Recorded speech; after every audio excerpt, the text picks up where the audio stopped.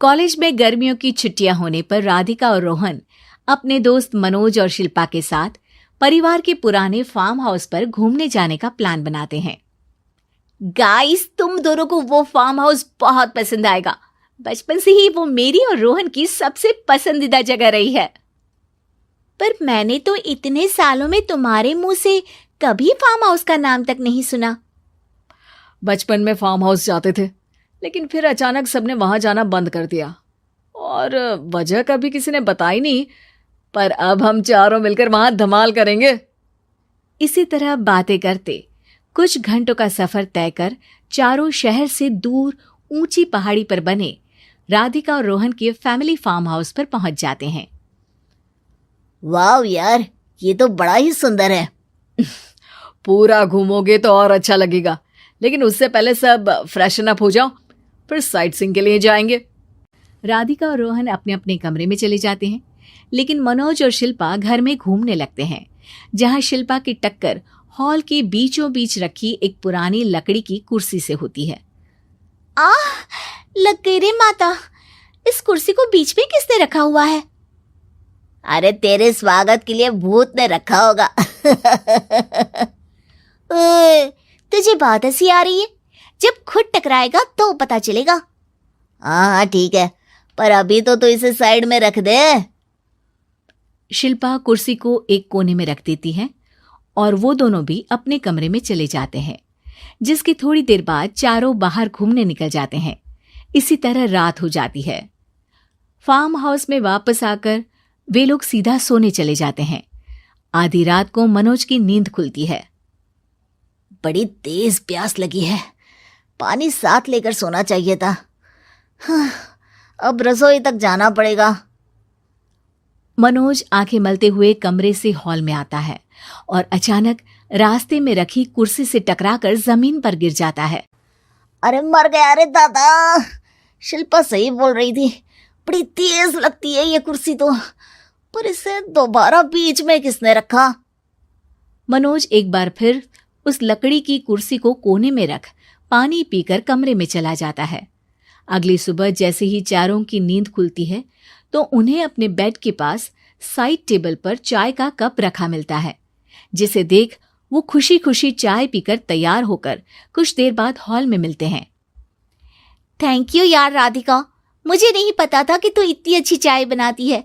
वैसे मुझे उस बेड टी की बहुत जरूरत थी। ये और चाय, अरे इसे तो पानी तक उबालना नहीं आता। मतलब तूने हमारे लिए चाय बनाई क्या दोस्त? अरे चल पागल है क्या, इतना भी प्यार नहीं है मुझे कि तुम्हारे लिए बेड टी बनाऊं। चाय पर यह चर्चा करते हुए मनोज जैसे ही पीछे मुड़ता है तो एक बार फिर लकड़ी की पुरानी कुर्सी से टकराकर उस पर गिर जाता है।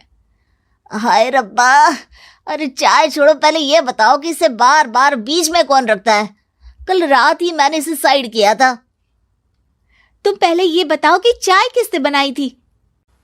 सबकी बातों को कुछ देर ध्यान से सुनने के बाद राधिका हैरानी से कुर्सी की तरफ देखने लगती है। भूत दीदी। राधिका की बात सुन आपस में झगड़ रहे सारे दोस्त शांत हो जाते हैं। क्या बोला अभी तूने? अरे पर अब वो यहाँ कैसे हो सकती हैं? क्यों नहीं हो सकती? हमने यहाँ आना छोड़ा था, पर उन्होंने तो घर नहीं छोड़ा ना। और याद करो, ऐसे बेड के पास कप रखना और कुर्सी को कमरे के बीच में रखना, ये सब वही तो करती थी। ये तुम दोनों किसकी बात कर रहे हो? अरे जो भी हो, कुछ अच्छा तो बिल्कुल नहीं लगता। अब देखो, डरने की कोई जरूरत नहीं है। वो सालों से इस घर में रहने वाली भूत दीदी है। वो बचपन से ही हमारे यहाँ आने पर एक बड़ी बहन की तरह हम दोनों का ख्याल रखती हैं। ओए, पगला गया है क्या? शिल्पा, मुझे यहाँ नहीं रहना, तू भी मेरे साथ ही चल। ये दोनों तो पागल हो गए हैं। जहां मनोज डर से वापस जाने की बात कर रहा होता है, वहीं शिल्पा अपने फोन में बिजी होती है। क्या तुम्हें यहाँ की सिचुएशन समझ में नहीं आ रही जो फोन में लगी हो? जिसे जो करना है करो, मैं तो जा रहा हूं।